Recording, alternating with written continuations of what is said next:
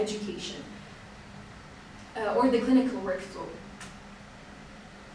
Finally, so back to that first slide when I asked you to think about how could your experience be improved, what do you think dentistry will look like.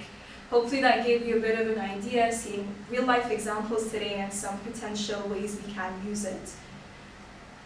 What I think is next for dentistry is we're going to see more and more use of AI actually designing and building the structures necessary. So a lot of time in oral surgeries, you're building bone, you're taking gum. So I shadowed on gingival graft surgery, which they take the top of the roof of your mouth, the gum there, to place it on top of gums on like your bottom, on any of your teeth that you might have brushed too hard and you don't have gums there.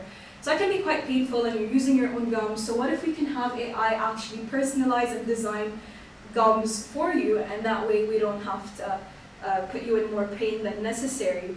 And this goes really well with bioprinting. So bioink regeneration and engineering already exists, and we can utilize this by telling the AI what to print in these structures and apply it. Finally, we went over dental education quite a bit, but I think that what's next beyond just using a VR for simulation practice, if we have AGI in the future, is actually having AGI create potential cases in the metaverse that you might not be familiar with, and then that also shows you potential errors that could happen in the simulation. And we also already talked about AR shadowing. With AGI, I think that it could completely revolutionize dentistry or eradicate it. So if we do have general intelligence that outperforms us, then that is a possibility to discuss. Again, we spoke about simulations quite a bit, but we can expand this to multidisciplinary practice. So we can have dentists all across the world working on a case, perhaps even with surgeons. So if there's like an oral maxillofacial case or some traumatic experience to the face, we can bring all these people together in one room, no matter where they are, to work on the case together. And finally, we can't forget that complete automation is a possibility. So when we reach technological singularity, that could lead to complete automation of the dental practice. So no need for receptionists, no need for dental hygienists, no need for the dentist, and it's completely automated. Sorry. So in conclusion, some main takeaways here that I believe are that these technologies should complement human elements, not replace them. And we already see this as the most effective way to go, because human plus working with AI is more effective than AI working alone or humans working alone. The second point that I think is that it is a possibility, and we can't dismiss it, that with the technological singularity and AGI, that might actually outperform the human and AI model that is most effective today. But that made me think, what about combining human practice with AGI? Often working in a team results in better outcomes than working alone. And it provides different perspectives. So if we have the human perspective complementing the AGI, maybe that leads to better outcomes than AGI alone. And finally, I think that these technologies are important in the dental sphere. We've seen the results already. It's more accurate, it's more efficient, it allows us to be more innovative in our practice, and we should work on implementing them more effectively. And that wraps up AI and technology in the dental practice. I'm happy to take any questions. I do have one. If you just go back 2 slides. Sorry. Because you were talking about this one or before? Yeah, this one. So you were talking about AGI and specifically the last one, automation. And you were saying how the technology would help us rather than inhibit us. And we would work together. My only concern is, in your last one, you were talking about how the technological singularity can lead to a total automation of dental practice, so we wouldn't have the person working at the desk, like we wouldn't have as many people work, but then wouldn't that remove jobs? So wouldn't that be, like, what are your thoughts on that? So I think both possibilities are options. As I said in my conclusion slide, I think the most likely one is that we do work together. Right. But I still did mention the complete eradication because I think it's a valid point and up for discussion, and I was hoping someone might actually bring it up.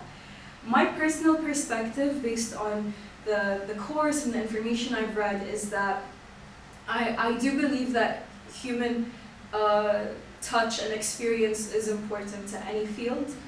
It gives us purpose. It's even if, like, we have to recognize that a lot of these machines are programmed. So individuality can lead to, you know, profound innovations and findings. So having humans work with it, and humans, you know, can create so many different perspectives based on their experiences and backgrounds. I think it's important to have their perspective and opinion in these practices. As long as computers don't have experience and don't have history, which we have discussed in the course before, then they can't, you know, have that touch that humans have. If they do have that experience, so if we start using those chips, that, you know, that's come up a few times too, that we can upload our experiences to them, that might change things. But again, having another human on you know, that team with robots who have human experience is not going to make it not as effective or not as good. I think it would still complement it. So I'm still on the side that we should be working in harmony with them. The only possibility I see where we're not doing that is if we don't exist anymore, and they're the only, you know, things on the planet. Thank you. Yeah, for sure. Other questions? So you can imagine a world where the care of the mouth and the teeth is sort of like our hands and feet and stuff, that we can visualize it that well. We know exactly how many teeth we have and what shape each tooth is in and so on. So that just seems like a natural way that life might evolve.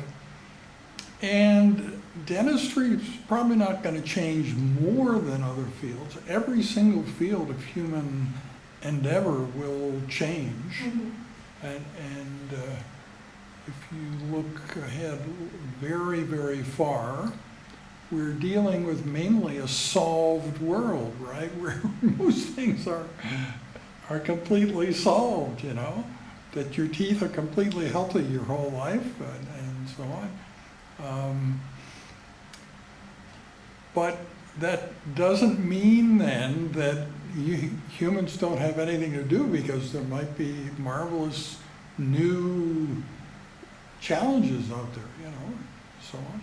So. And I feel like it's not, so like, for example, there's a lot of cases in dentistry now where, you know, before, like 100 years ago or 200 years ago, having braces was not a common practice. And when you look at the skulls in the past, they all have straight teeth. So with our diets changing, that also does change our health. So even in the future, like, we don't know what possible, you know, abnormalities that might occur, because that is something quite recent that we're trying to treat. So even if we do have relatively healthy teeth, you know, maybe the influence of the robotics and radiation, I don't know, completely changes the structure of our mouth, or presents new issues that we're not aware of yet. Yeah, and I mean, there could be genetic things exactly, yeah. that could improve our teeth, that, you know, we're able to do. Yeah, like genetic engineering, just fix the mutation here, and I don't know, that would be interesting, yeah. Yeah, so, okay, thank you very much.